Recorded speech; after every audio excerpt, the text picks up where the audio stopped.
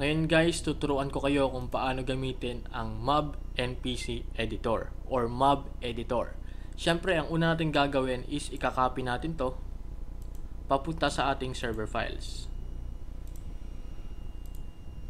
At saka natin siya i-open. Ngayon, ang gagawin nating example is itong bandit.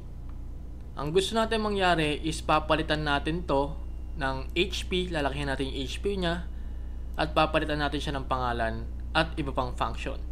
Ngayon, tuturo ko sa inyo paano. Ang una natin gagawin, syempre, i-ex muna natin tong game emulator, exit natin siya. Then, dito na tayo sa editor mob. Search natin yung bandit.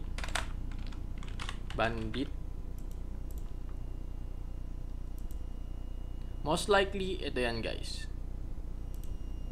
Then, ang gusto natin gawin is palitan natin to. So, click lang, then enter. Gawin natin is bandit, lagyan natin siya ng pangalan na test para sa video natin. At papalitan natin yung HP niya. Gagawin natin 999999. Lalakihan natin. At kung makikita nyo, dito din nakalagay yung level. Ngayon, hanggang level 11, kulay pula pa siya sa inyo. Pero pag nag-level 12, 13, 14 na kayo, magiging white na. Kaya gagawin natin level 500 to. Para hanggang mag-max level tayo, is pula pa rin siya sa atin.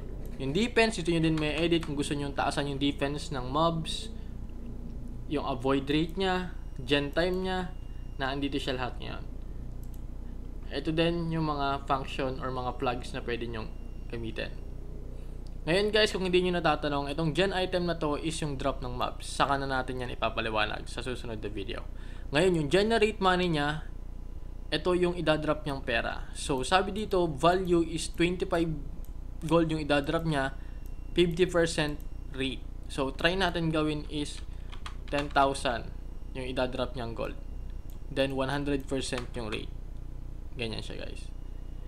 So, next natin is, dito nyo din makikita yung damage ng mobs, yung attack range ng mobs.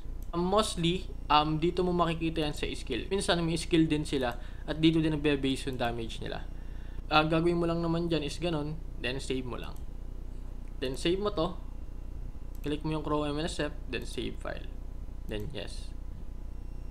So, titignan natin kung naayos na natin yung mobs na ating inedit.